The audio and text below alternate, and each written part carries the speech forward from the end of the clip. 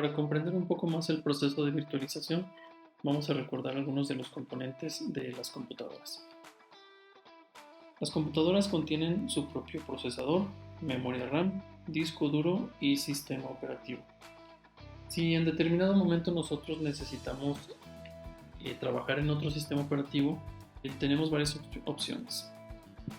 Podemos utilizar otra computadora, ya sea que compremos una computadora adicional o utilicemos un equipo reciclado donde podamos instalar el sistema operativo que nos interesa. Podemos particionar el disco duro.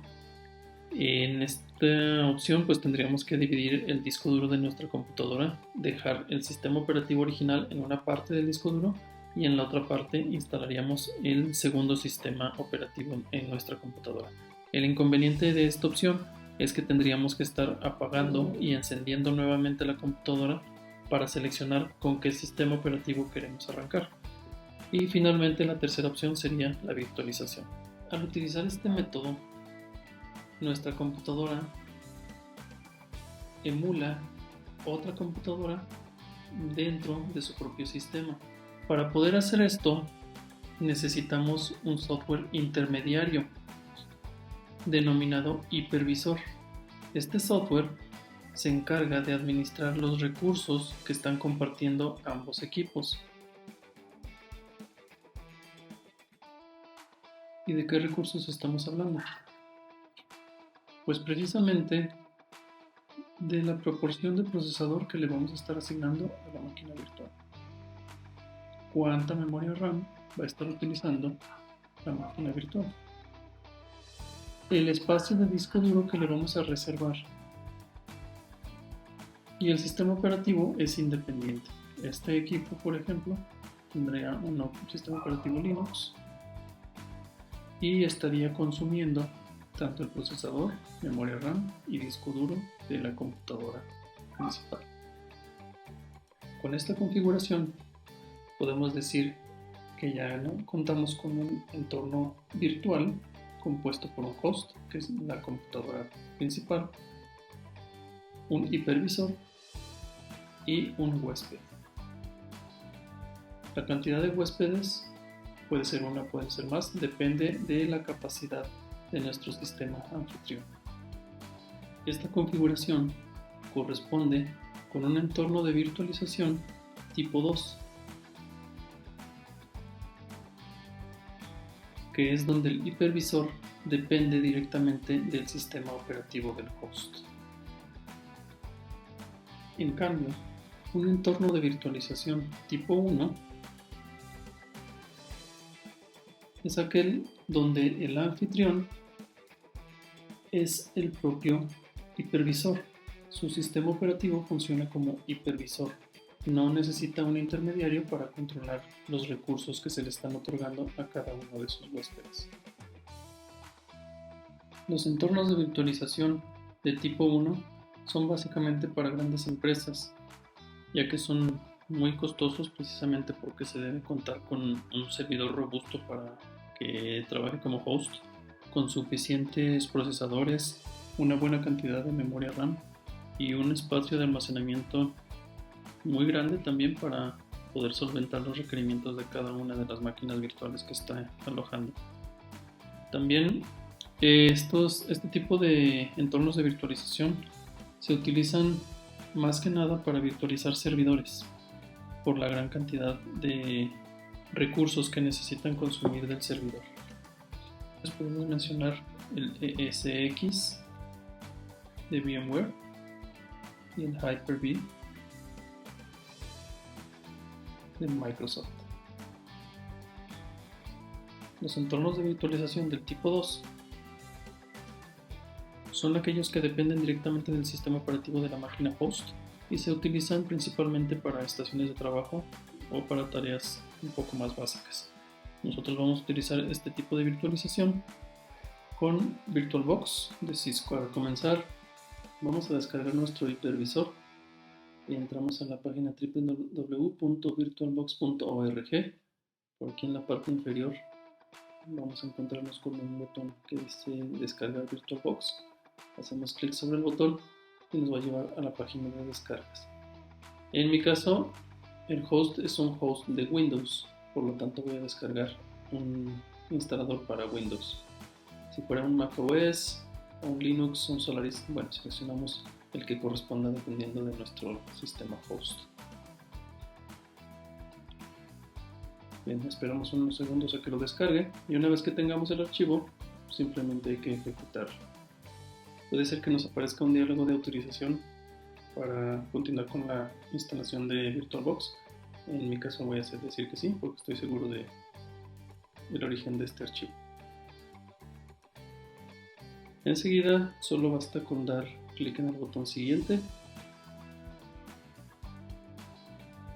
Dejamos las opciones predeterminadas para la instalación, damos clic en siguiente nuevamente. Nos aparece una advertencia acerca de que nuestro adaptador de red se desactivará momentáneamente para instalar el adaptador virtual. Nos hace una advertencia de que se instalarán las dependencias de Python correspondientes. Aquí, como son necesarias, bueno, le vamos a decir que sí. Finalmente damos clic en instalar y esperamos a que el proceso termine.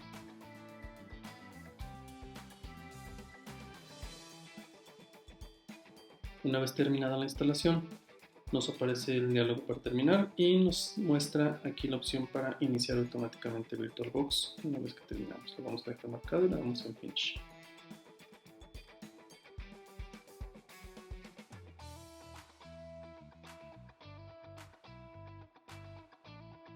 Bien, ya estamos en nuestro hipervisor VirtualBox.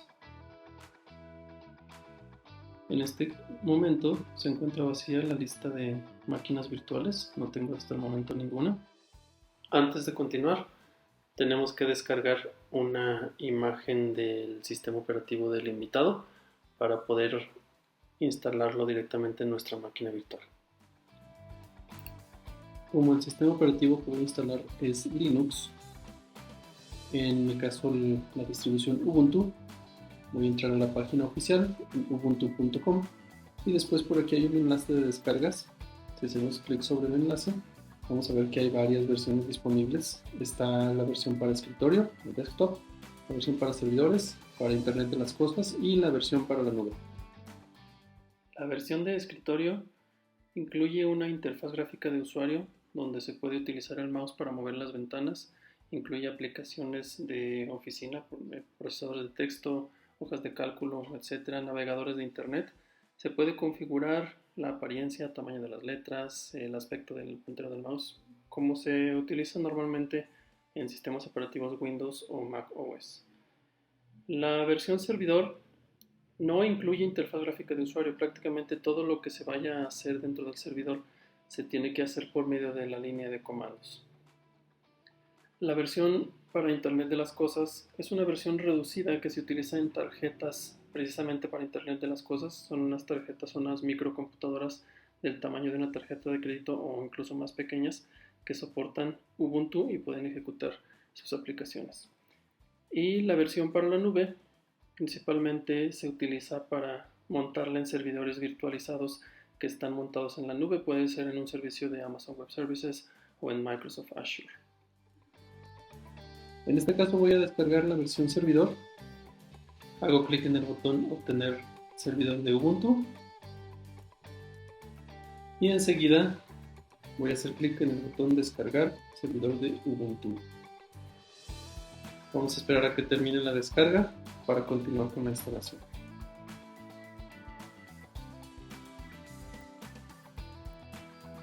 Ya que tenemos la imagen del sistema operativo, podemos comenzar a crear nuestra máquina virtual.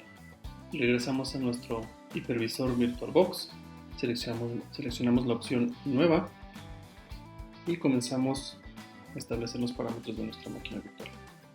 Fijamos un nombre.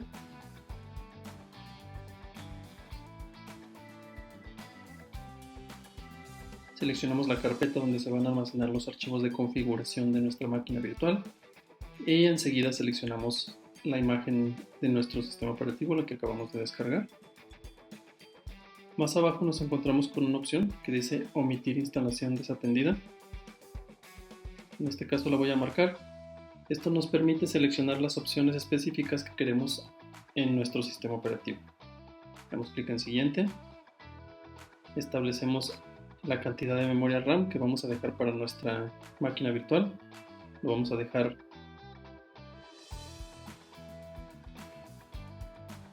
en 4 GB.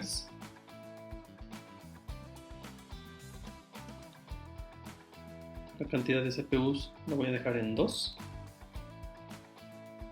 Continuamos. Ahora necesitamos especificar el tamaño del disco duro virtual que va a utilizar nuestra máquina. Como voy a usar un servidor realmente básico, le voy a dejar nada más 5 GB aproximadamente. Además nos aparece una opción que dice reservar el tamaño completo. Si marcamos esta opción, el archivo que representa el disco duro de nuestra máquina virtual tendrá un tamaño de 5 GB que le especifiqué previamente. Si desmarco esta opción, el archivo que representa el disco duro de nuestra máquina irá creciendo conforme vamos utilizando el espacio. En este caso, voy a dejar desmarcada la opción de reservar el tamaño completo. Este es el resumen de la máquina virtual que estoy creando. Ya solo basta hacer clic en terminar. Y listo, nuestra máquina virtual ha sido creada. Para comenzar la instalación del sistema operativo en nuestra máquina virtual, tenemos que iniciar la máquina y si vemos por aquí en el área de almacenamiento, tenemos una unidad óptica representada por la imagen ISO y tenemos una unidad SATA representada como un archivo VDI de 5 GB, que es el tamaño que le establecimos. Por lo tanto, cuando yo arranque la máquina, va a detectar el archivo ISO como si se tratara de un CD y va a arrancar desde ahí. Vamos a iniciar.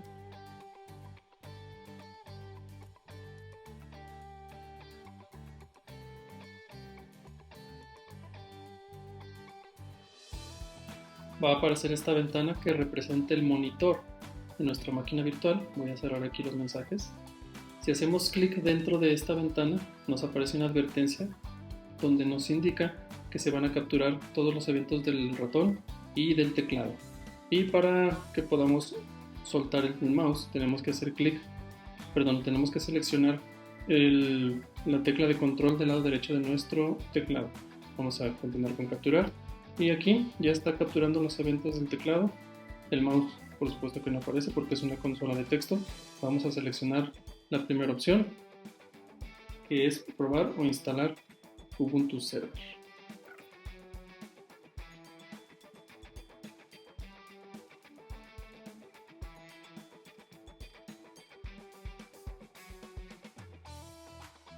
Una vez que terminan los preparativos, comienza la instalación. Lo primero que tenemos que hacer es seleccionar el idioma. En mi caso lo voy a dejar en español. En este momento hay una versión más reciente de la que tengo en mi archivo ISO. Por lo pronto vamos a continuar sin actualizar para que se instale la versión 23.08.1.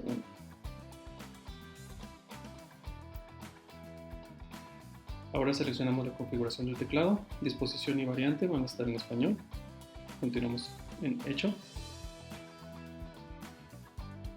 Ahora seleccionamos el tipo de instalación en mi caso voy a hacer una instalación minimizada, por lo tanto voy a seleccionar esta opción y doy en Hecho. La configuración de la red la voy a dejar tal como está, la voy a modificar después ya que arranque la máquina virtual. No tengo ningún servidor proxy para salir a internet, dejamos la opción en blanco y damos en Hecho. Esperamos a que detecte los servidores de espejo de los repositorios. Una vez que ha terminado, damos clic en Hecho. Ahora viene la parte de la partición del disco duro. Voy a permitir que la instalación se encargue de hacer las particiones necesarias, por lo tanto voy a dejar marcada la opción utilizar todo el disco y hago clic en Hecho. Muy bien, aquí está el resumen de las particiones, lo que se va a hacer. Todo está correcto, seleccionamos Hecho y confirmamos que se va a formatear el disco. Este es el disco virtual, no tiene nada que ver con la máquina host, no le pasa nada en el disco de nuestra máquina principal, por lo tanto estamos seguros y le damos en continuar. Ahora hay que escribir nuestros datos para identificar el servidor. Una vez escritos los datos del servidor, seleccionamos Hecho para continuar. Omitimos por lo pronto la actualización a Ubuntu Pro. Aquí es importante que instalemos el servidor OpenSSH porque va a ser el medio por el cual nos vamos a conectar a nuestro servidor de Linux por medio de una consola de Windows. Eso lo vamos a ver más adelante. Seleccionamos Hecho. Y de estas opciones no voy a instalar ninguna, las voy a dejar en blanco porque mi servidor va a ser un servidor muy básico. Seleccionamos Hecho. Y ahora esperamos a que termine el proceso de instalación.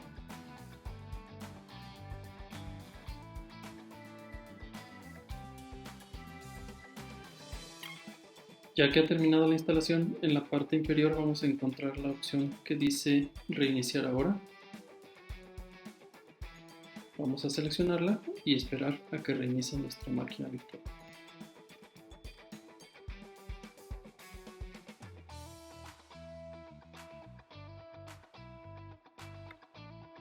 Aquí aparece un mensaje donde nos indica que no le fue posible expulsar la unidad de CD. Y esto no es posible precisamente porque esa unidad no existe, está representada por un archivo ISO. Por lo tanto, lo único que tenemos que hacer aquí es presionar Enter para continuar.